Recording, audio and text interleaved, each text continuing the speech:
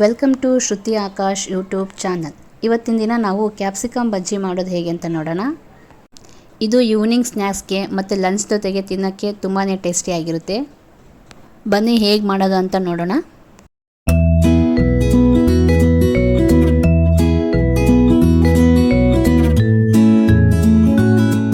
ಮೊದಲಿಗೆ ಕ್ಯಾಪ್ಸಿಕಮ್ನ ಈ ಥರ 4 ಪಾರ್ಟ್ ಆಗಿ ಕಟ್ ಮಾಡಿಕೊಂಡು ಅದರಲ್ಲಿರೋ ಬೀಜನೆಲ್ಲ ರಿಮೂವ್ ಮಾಡ್ಕೋಬೇಕು.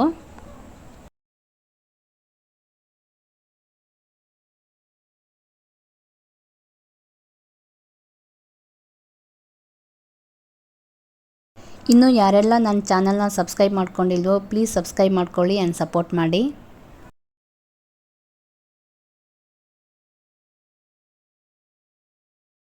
ಓಕೆ, ಇವಾಗ ಎಲ್ಲ ಕ್ಯಾಪ್ಸಿಕಮಿಂದು ಸೀಡ್ಸ್ ಸಪ್ರೇಟ್ ಮಾಡ್ಕೊಂಡಿದೆ. ನೆಕ್ಸ್ಟು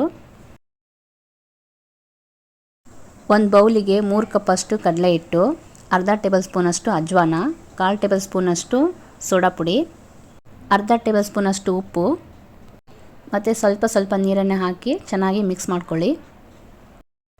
ಅಜ್ವಾನ ಇಲ್ಲ ಅಂದರೆ ನೀವು ಜೀರಿಗೆ ಕೂಡ ಹಾಕ್ಕೋಬೋದು. ಹಿಟ್ಟು ತುಂಬ ತೆಳುವಾಗಿ ಇರಬಾರ್ದು, ಗಟ್ಟಿಯಾಗೂ ಇರಬಾರ್ದು. ಒಂದು ಹದಕ್ಕೆ ಬರೋವರೆಗೂ ಕಲಿಸ್ಕೊಳ್ಳಿ. ಓಕೆ, ಇವಾಗ ಹಿಟ್ಟು ರೆಡಿ ಆಗಿದೆ. ಬಜ್ಜಿ ಹಾಕೋಕ್ಕೆ ಎಣ್ಣೆನ ಬಿಸಿ ಮಾಡ್ಕೊಳ್ಳೋಣ.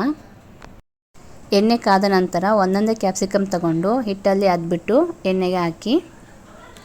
ಎಣ್ಣೆ ಬಿಸಿ ಇರುತ್ತೆ, ನೋಡಿಕೊಂಡು ನಿಧಾನಕ್ಕೆ ಹಾಕಿ.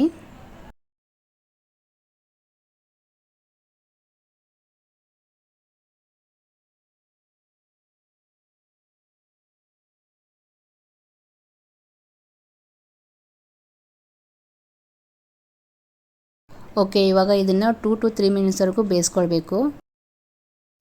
ಓಕೆ, ಇವಾಗ ಇದನ್ನು ಟರ್ನ್ ಮಾಡಿಕೊಂಡು ಇನ್ನೊಂದು ಸೈಡ್ ಕೂಡ 2 to 3 ಮಿನಿಟ್ಸ್ವರೆಗೂ ಬೇಯಿಸ್ಕೊಳ್ಬೇಕು.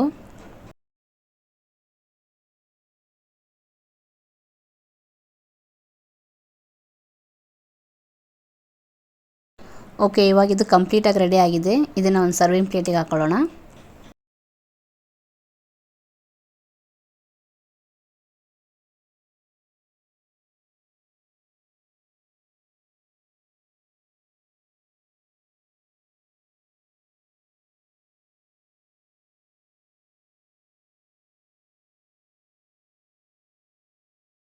Okay, now capsicum bhaji is ready to taste.